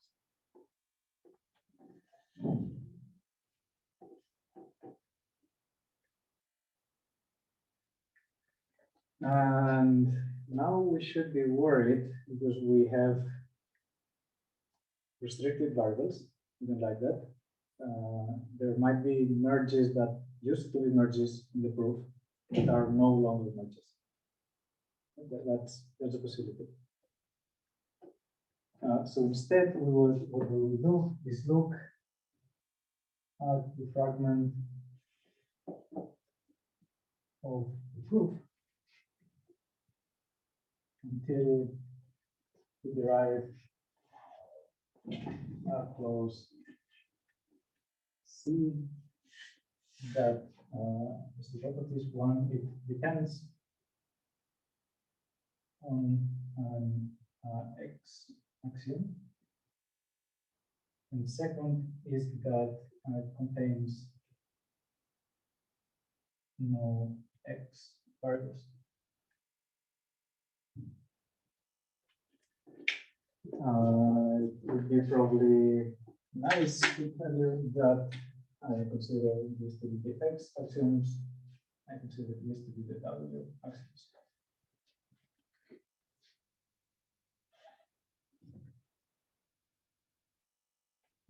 In other words, an axiom is an X axiom if it contains an X variable, and it's a W axiom otherwise, if it doesn't contain W variables.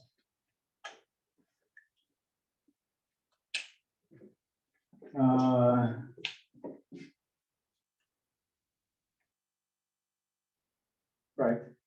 What do I mean exactly by depends on an X axiom?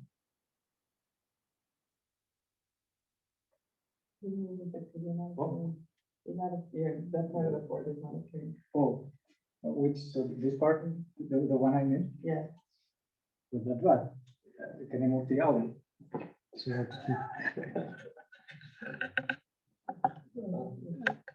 no, but is that the right one? Yeah, that is.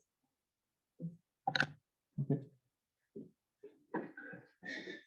Oh, and now of course it works. Technology. Okay, what does it mean for a clause to depend on an X axiom? I mean that it syntactically depends on an X axiom.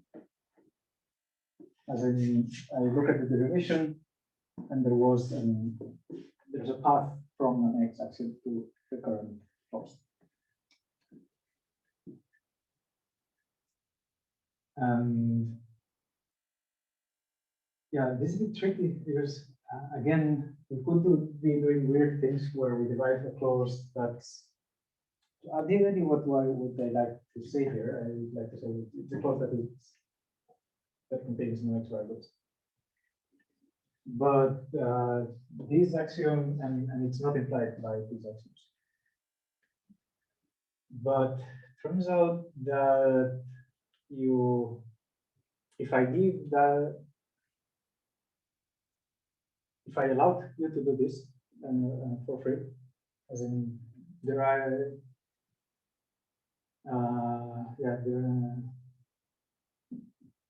then it would be possible to build a short proof. If I only look at what is being implied, then I could do evil things like derive this clause W1 equals Wn in a way that it is a merge. So it would be very roundabout. It would be very expensive to do that. But so particularly it would take me n squared steps. But now it is a merge. So now I could use it. So it's very annoying that it's possible, yeah, if I allow to derive things that have deriving this has a very short proof, it's only n. So it should be fine to give it for free. But because there's a way to derive it using a merge that is very expensive, but it is a merge, then I cannot do it for free. I not only have to look at which clauses I have to look at how were they derived.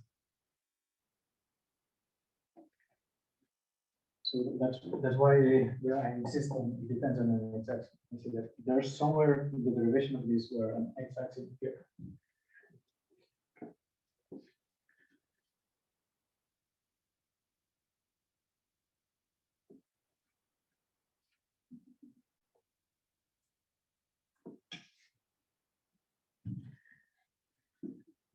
Okay, so now we're going to look at this fragment of the proof. and say that when we hit it with the restriction, there was we didn't lose any merge.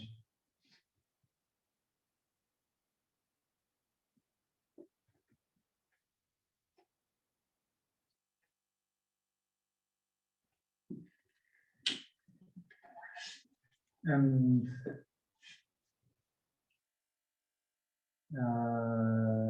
yeah, that's because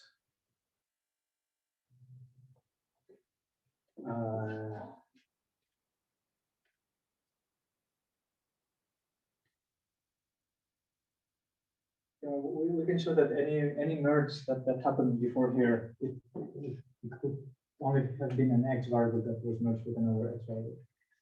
It was never a W variable.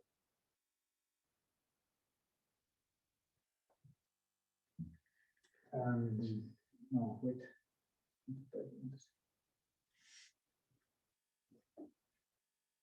I want to say that it will not use a merge on poses out X variables.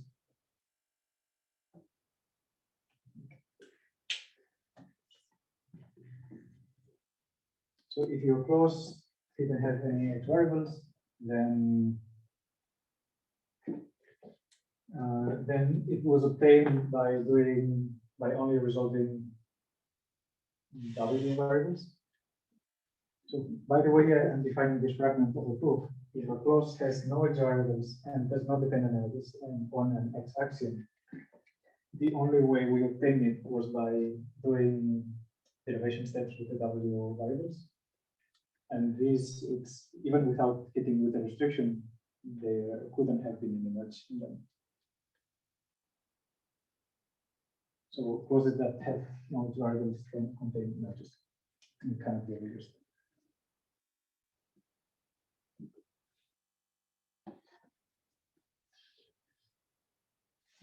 Sorry, I did not pick up the claim. You're saying that clauses that do not contain X variables are not merges? Yes. So clauses that don't contain X variables, there's no merge. No clause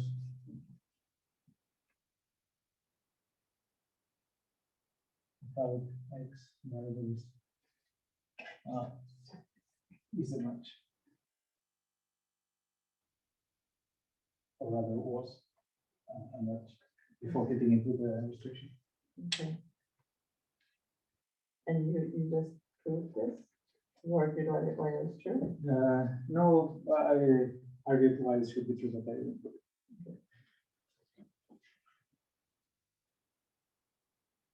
Let me check if I want to say something stronger.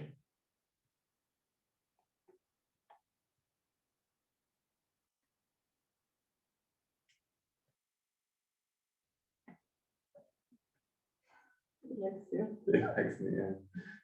If you focus it on that, you're moving too much. I don't know. Or is it taking places? Yeah, you look at it. It's Taking movements. Yeah. probably not Mark's movement. Mm.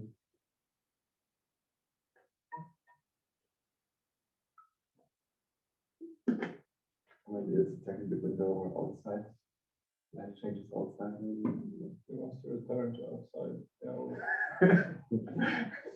Should have, right? He wants to be where it's dark. That's no.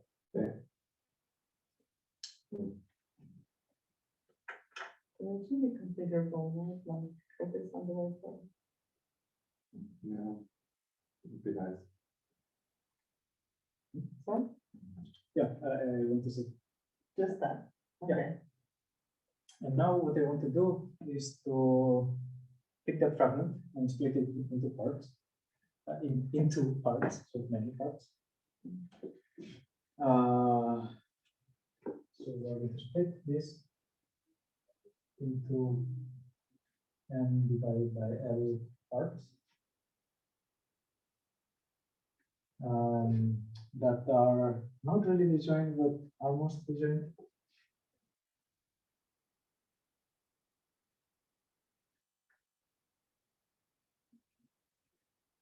And say that each part is size at least n over.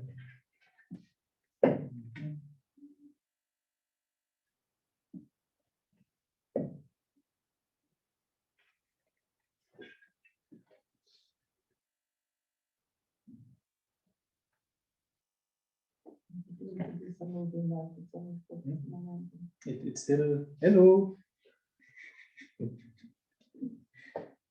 Yes, it's still not looking at me. Ah. Okay, we want to split this fragment of the proof into m over l parts. Ideally disjoint, but not quite. Prove that each part has size at least n. If we can do this, then we'll be happy. And now, so to each part, we're going to send, each part corresponds to an interval of length L over here.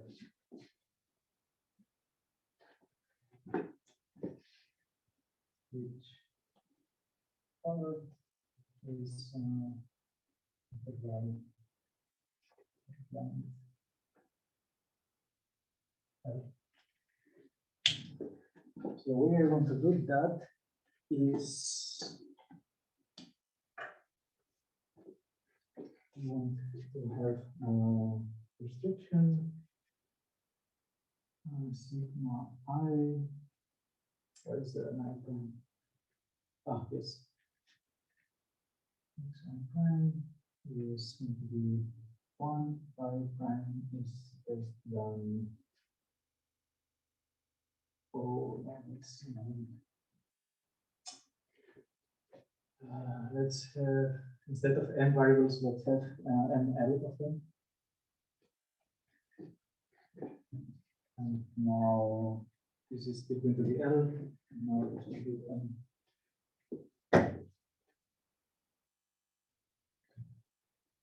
Otherwise, it's going to go badly.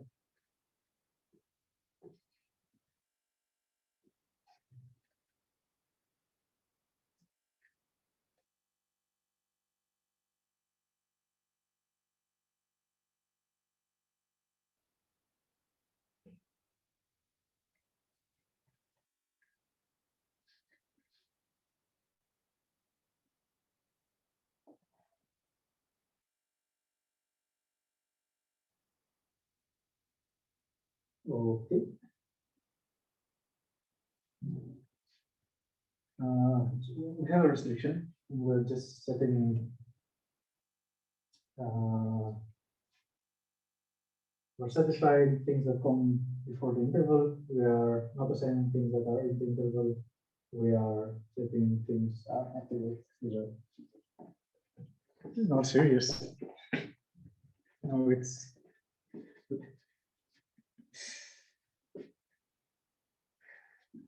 And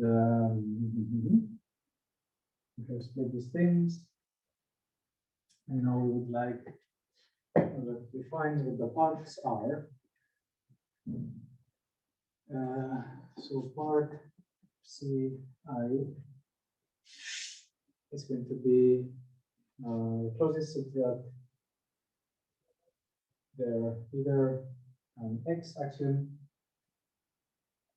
not satisfied by sigma I, or they could be the conclusion of an inference with pivot in xi, or let's say sigma I, the things that are not being assigned by sigma. Or it could be the conclusion of an inference with pivot W if C contains variable in say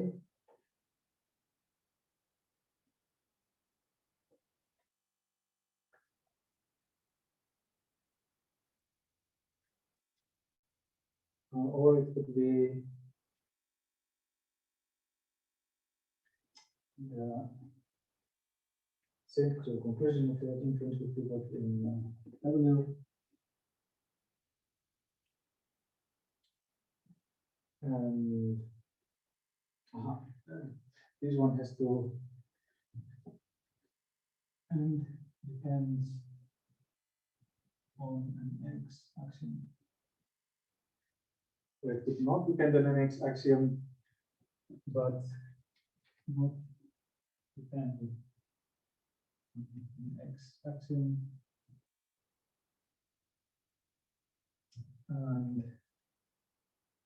And the successor of the clause is already in CDCL.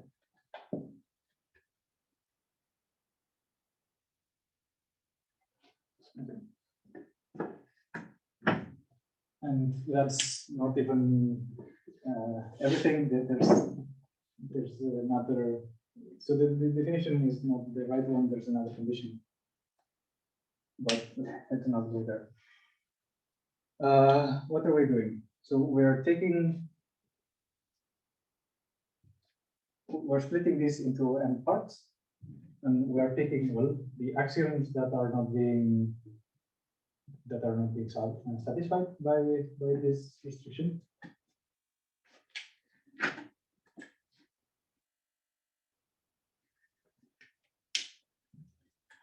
We're taking everything that's being resolved with a variable that is not being satisfied by the restriction.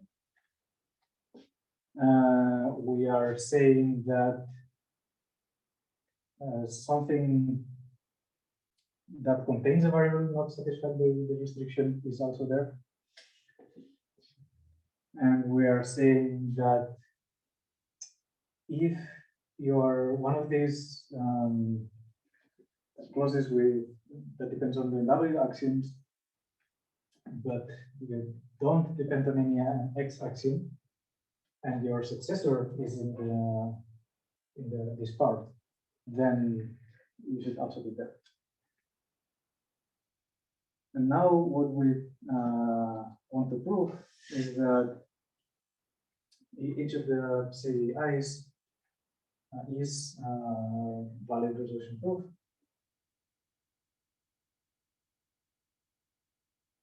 And has a large enough file size. Should it be obvious why they're almost disjoint? Should it be obvious why they're almost disjoint? No, and actually the way I defined them, they're not very disjoint. Oh, okay. What should it mean almost disjoint? Like how disjoint is that? It means that every clause appears in at most two parts. Okay. So each clause appears in at most two parts. Are they like consecutive parts?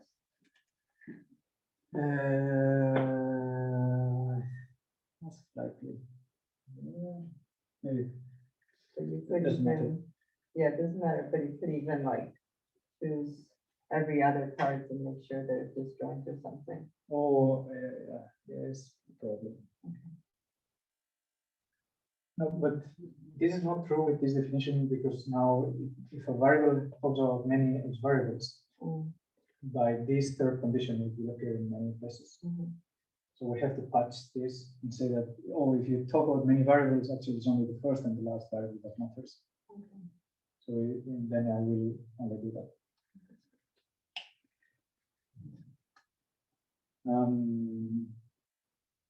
Now Yeah, we did all of these conditions just so that this CAI is a valid resolution proof. And this last condition is the one where we are using this merge resolution, that this is a merge resolution proof. Because notice that I said that we would add it to CI if the successor is in CI, but a clause would have many successors. But because it's a clause that doesn't depend on an X axiom and it only has W variables in it, by this claim, it's not a merge. And by the property of merge resolution, it has a degree 1. It has only one successor, and therefore it only goes to one CI.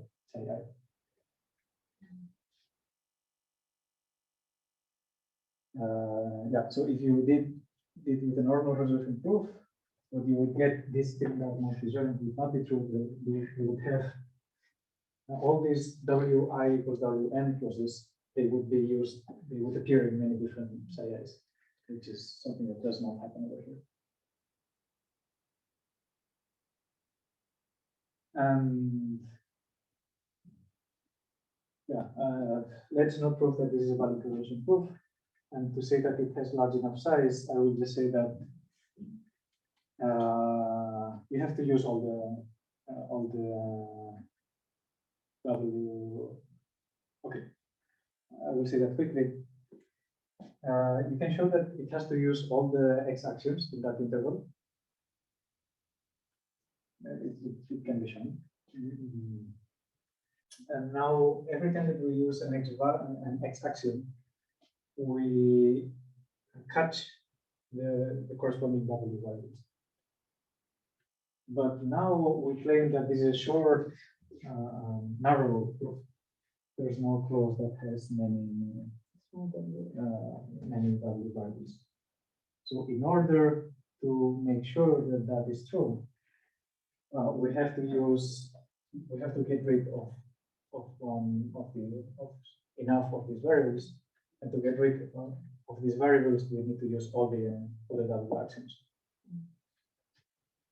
So for every variable that we get rid of, we are going to catch many variables. Actually, it would be enough to just show that there is one block that we have to get rid of, but we can do a bit better.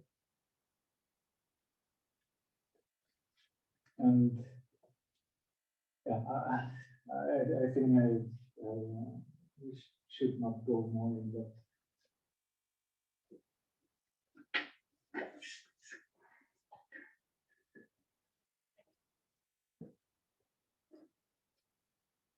Yeah, things that I'm curious about this. Is it 2CNF? 2CNF should be easy. Why does the solver have problem with 2CNFs?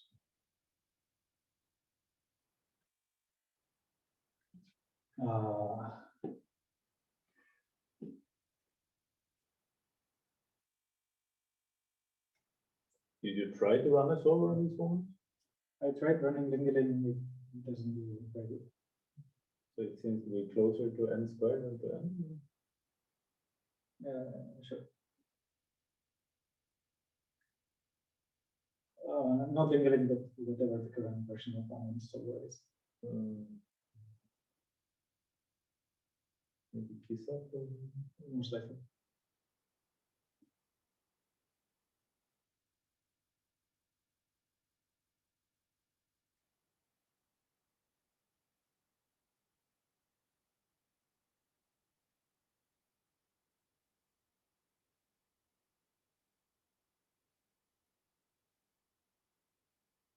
Oh, and from this, you can, by modifying the formula, you can get that the proof system is not closed under restrictions, and that weakening gives it more power.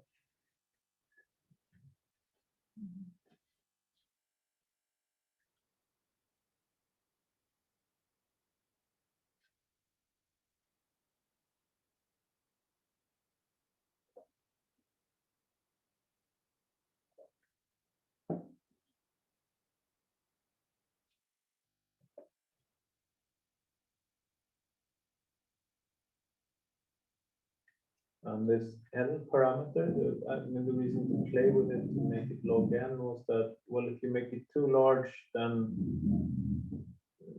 the standard resolution has to work too hard. And if you make it too small, Yeah, that was, so it's this, it's log of this. So that when I hit it with a random restriction, all the turn-off bounds would work. If you make it too small, and there is this proof, right, that you were talking about, That was that has. 2 to the L. Ah, it's the L fault. oh,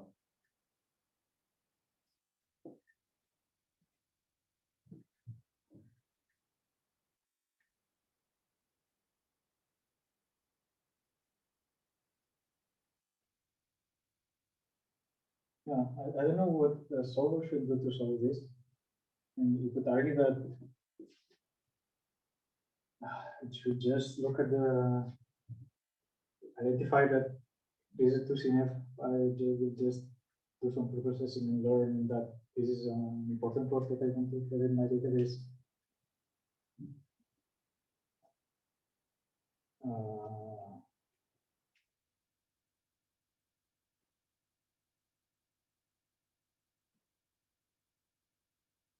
Yeah, I'm actually not sure how important it is that this is a 2CNF. Is it? I mean, variably, It seems what, to did be- you try to run it with preprocessing switched on, or? Yes, this was. I think I tried both. Yeah. Should preprocessing figure out that all of the W variables are the same?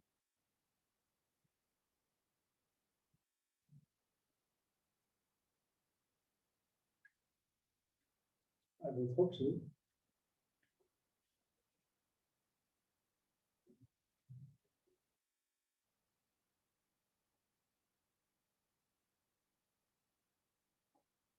I find it a little bit surprising that it wouldn't.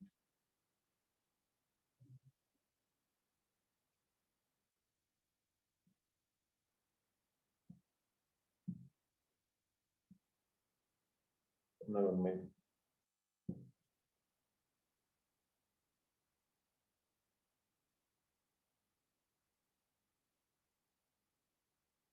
Okay. Thank you. Second back.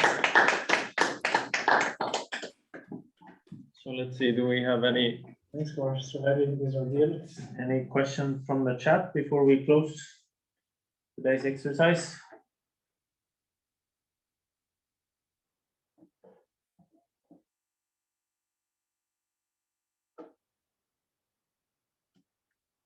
So, okay, so thanks again to Mark, and thanks to everybody for joining.